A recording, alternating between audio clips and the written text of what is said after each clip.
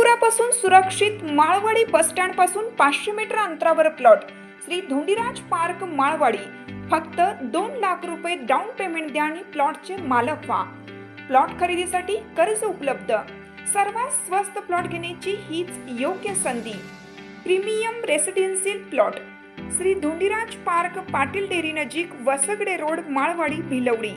संपर्क 72 70 95 95 95 आणि 91 300 355 11।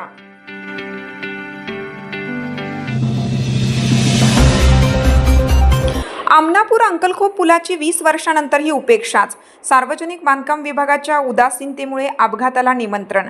पलूस आणि कडेगाव तालुक्याला जोडणारा तसेच सांगली आणि कोल्हापूर जिल्ह्यातील औद्योगिक वसाहतीचा सेतू म्हणून अर्थकारणाला गती देणारा कृष्णा नदीवरील आमनापूर अंकलखोप पूल सध्या प्रशासकीय दुर्लक्षाच्या गर्तेत सापडला आहे।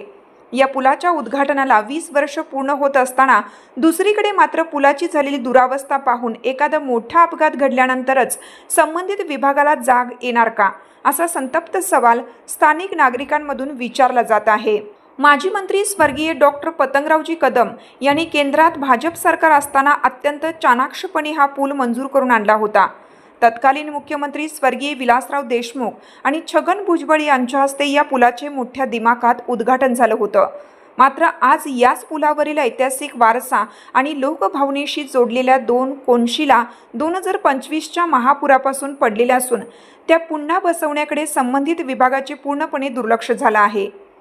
2021च्या महापुरातही अशाच प्रकारे कोनशिलीला तडा गेल्यावर ती पुलाखाली टाकण्यात आली होती आणि आता पुन्हा तोच प्रकार घडत असल्याने कदम साहेबांवर प्रेम करणाऱ्या जनतेतून तीव्र नाराजी व्यक्त होत आहे।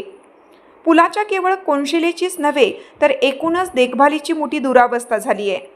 पुलाच्या स्लॅबवर जिथे जिथे जॉईंट आहेत तिथे वेळेत सिमेंट किंवा डांबर न भरल्यामुळे त्या ठिकाणचे लोखंडी पत्रे आणि गज उचकटून वर आले आहेत।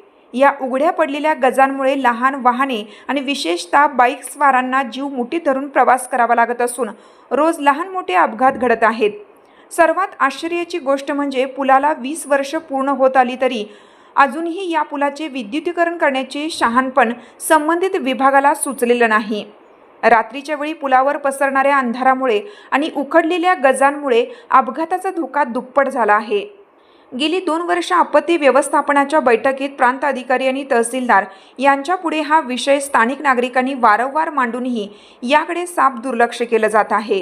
केवळ बैठकांचा फार्स करण्यापलीकडे अधिकारी कोणतीही ठोस कारवाई करताना दिसत नाहीत।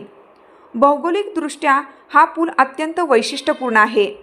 आमनापूर गावाला भविष्यातील महापुराचा धोका ओळखून 2005 साली या पुलाची उंची गावच्या पातळीपेक्षा थोडी कमी ठेवून हा पूल पूर्ण करण्यात आला होता।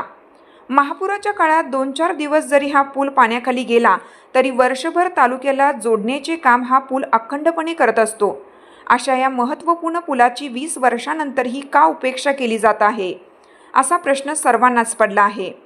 प्रशासनाने आता तरी कुंभकर्णी झोपेतून जागे व्हावे आणि पडलेल्या दोन्ही कोनशिला सन्मानपूर्वक मूळ जागी बसवून पुलाचे धोकादायक जॉईंट्स दुरुस्त करावेत आणि तातडीने विद्युतीकरण करून येथील अंधाराचे साम्राज्य दूर करावे, अशी मागणी पलूस तालुक्यातील जनतेने केली आहे। अन्यथा एखादी मोठी दुर्घटना घडल्यास त्याला सर्वस्वी सार्वजनिक बांधकाम विभागच जबाबदार असेल, असा इशाराही नागरिकांनी दिला आहे।